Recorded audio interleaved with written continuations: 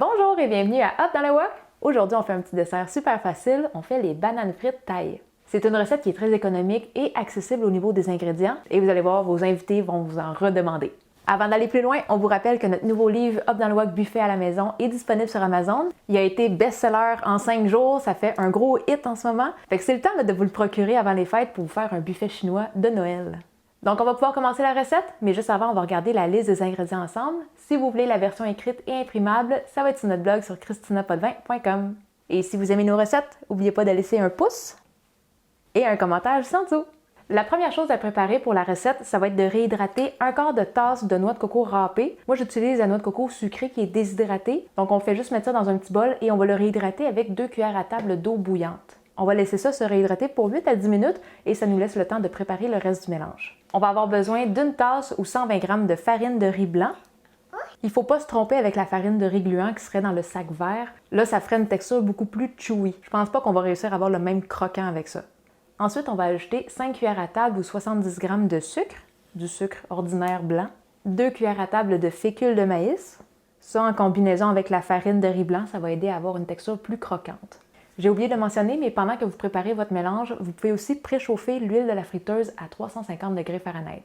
Bon, fait qu'on continue avec ça. J'ajoute 2 cuillères à table de graines de sésame blanche, une demi-cuillère à thé de sel, une demi-cuillère à thé de poudre à pâte, qui est de la levure chimique, un quart de cuillère à thé de bicarbonate de soude. Ça va aider à avoir une couleur un petit peu plus dorée.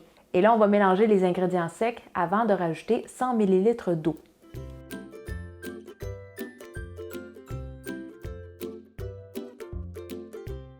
Une fois qu'on a rajouté l'eau et qu'on a bien brassé le mélange, ça se peut que ça ait l'air un peu épais avant d'aller trop vite puis de rajouter de l'eau. N'oubliez pas qu'on a encore la noix de coco qui a un fond d'eau dedans à rajouter. On va tout rajouter ça au mélange. On mélange bien encore une fois.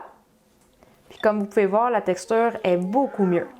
C'est dur de décrire exactement c'est quoi comme texture, mais on n'est pas loin d'un mélange à crêpes. Le mélange est prêt. Je vais garder ça de côté pour être sûr qu'Amy n'y touche pas.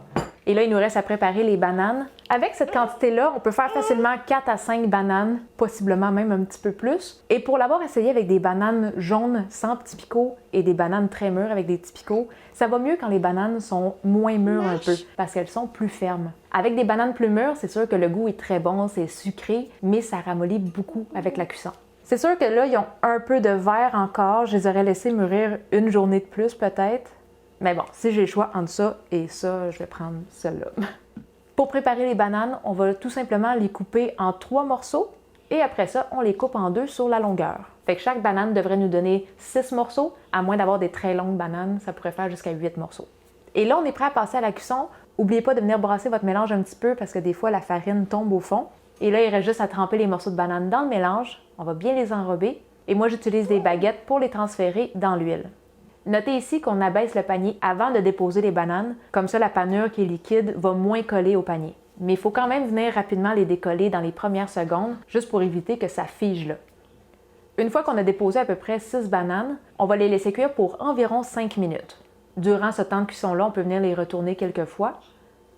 Et au bout de 5 minutes, on va les égoutter un petit peu et les transférer sur un papier essuie-tout. Ici, paniquez pas, la panure ne sera pas croustillante tout de suite. Il faut les laisser reposer 10 minutes avant que ça devienne croustillant. Ici, on va essayer un truc qu'on s'est fait proposer par une de nos fans sur le groupe. On va mettre un petit morceau de papier parchemin dans le fond du panier. Comme ça, la panure liquide ne va pas rester coincée dans le grillage. Une fois que la panure a figé un petit peu, là, on peut retirer le papier. Mais sinon, un autre truc qui serait un peu l'équivalent, ce serait de faire la friture dans une casserole où il n'y aurait pas de panier de friture. Dans ce temps-là, ça prend un thermomètre à friture pour s'assurer d'avoir la bonne température.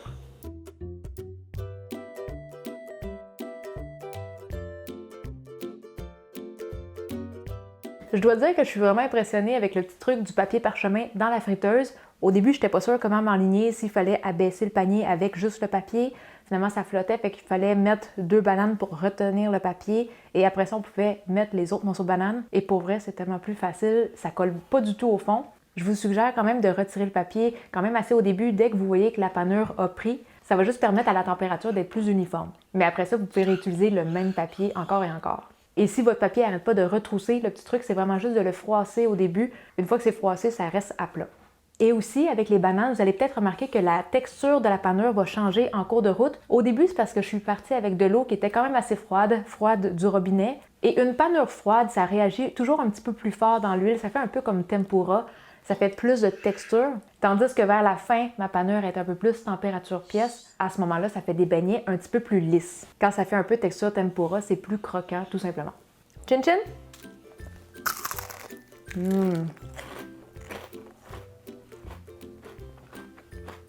T'entends le crunch, hein? Je l'entends. Ils sont bonnes. Des petits morceaux de panure qui peuvent se sauver des fois dans l'huile, jetez-les pas. Ça fait vraiment des bons petits snacks. Veux-tu l'avoir celui-là? Maman va manger des petits. Croque-les! Et en passant, nous, on y est allé avec des bananes régulières parce que c'est ce qui est plus facile à trouver pour tout le monde.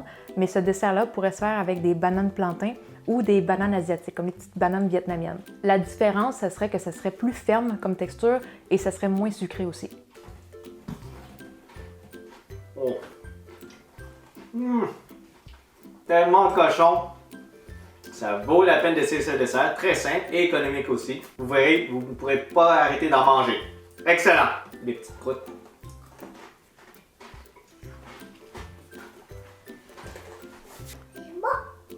Sur Internet, on avait lu que c'était un dessert qui se congelait pas super bien, mais on l'a testé et on trouve que ça fonctionne bien quand même. Disons que le niveau de satisfaction en ce moment, il est 10 sur 10. Une fois qu'on le congèle et qu'on le réchauffe au four, je vous dirais que c'est peut-être 8 sur 10. Moi, ça me dérangerait pas du tout de servir ça à des invités. Vous pouvez soit les mettre au frigo ou au congélateur et vous n'aurez pas besoin de les dégeler avant de les mettre au four. On n'a pas fait une tonne de tests pour savoir quelle température était idéale pour réchauffer au four, mais je pense que c'était 375 degrés Fahrenheit, entre 5 et 10 minutes à peu près. Et même chose quand vous allez réchauffer au four, quand vous allez les sortir, ça sera pas nécessairement croustillant. Il va falloir donner encore un petit 5-10 minutes de repos avant de les manger.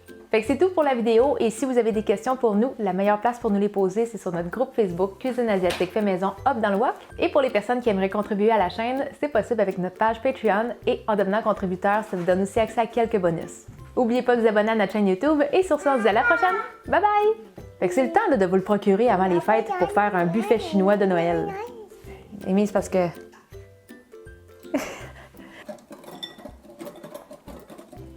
Wow!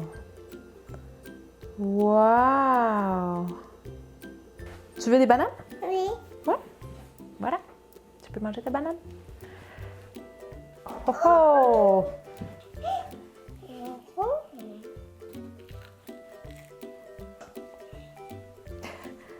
Hey, lâche mes bananes!